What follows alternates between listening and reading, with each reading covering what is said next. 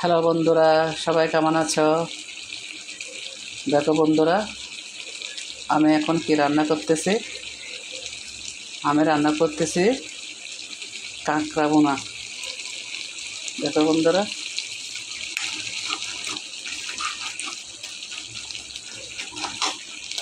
আর ছোট্ট বাসাতে কাঁকড়া বলে, অন্য দেশে কী বলে আমি তা জানি না। তো বন্ধুরা দেখো, এখানে আমি কী দিয়েছিলাম। এখানে আমি ওই পেঁয়াজ বাটা, পেঁয়াজ, রসুন, আদা বাটা দিয়েছি। এখানে তিনটে আর কি, পেঁয়াজ রসুন আদা বাটা দিয়েছি। তারপরে হলুদের গুঁড়া, মরিচের গুঁড়া, জিরার গুঁড়া। আগে মশলাগুলো কষে নিয়েছি। তারপর এখানে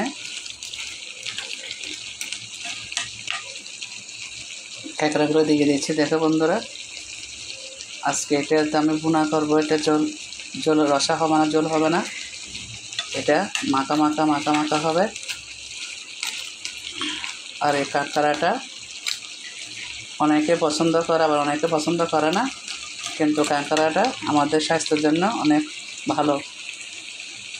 এই যখন কারো জন্ডিস হয় না, কাঁকড়াটা ওষুধের মতন কাজ করে। যদি খাওয়ানো যায়, তখন তো মরিচ দেওয়া যাবে না, হলুদও দেওয়া যাবে না।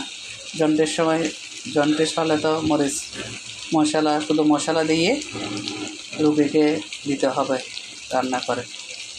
কেননা যখন জন্ডিস হয় তখন আমাদের লিভারটা দুর্বল হয়ে যায়, তখন এই কাঁকড়াটা ওষুধের মতন কাজ করে। তো বন্ধুরা, এক কথায় কাঁকড়া লিভার ভালো রাখে। তারপর জন্ডিস হলে তখনই কিন্তু অনেক উপকার আসে এই কাঁকড়া তরকারি। তাই আমি আমাদের ঘরে প্রায় সময় আমি ছেলে পছন্দ করে, আজকেও নিয়ে আসছে। তো বন্ধুরা, কাঁকড়াটা রান্না করতেছি, তাই ভাবলাম আমি কীভাবে রান্না করতেছি তোমাদের সাথে একটু শেয়ার করি। দেখো বন্ধুরা, আমি এইভাবে তো রান্না করতেছি। তোমরা কীভাবে রান্না করো আমি জানি না,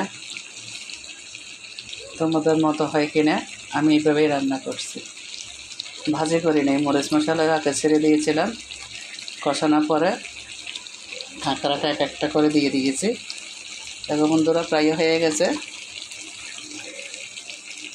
দেখো কালারটা কত সুন্দর হয়েছে। আমি কিন্তু এই যে এডিট করে এটা পারি না, আমি যা করি সরাসরি দেখাই। তো বন্ধুরা, ভিডিওটা তোমাদের কাছে কেমন লাগে আমি জানি না, আমার রান্নাটা কেমন লাগে। এখানে কিন্তু রসা হবে না, আরও শুকায় যাবে, আরও শুকাই বুনা বানা হয়ে যাবে।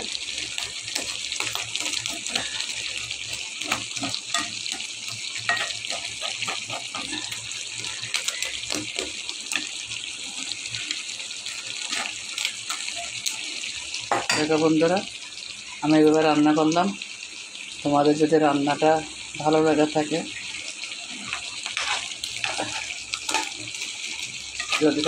থাকে, তাহলে একটা লাইক কমেন্ট করে দিও।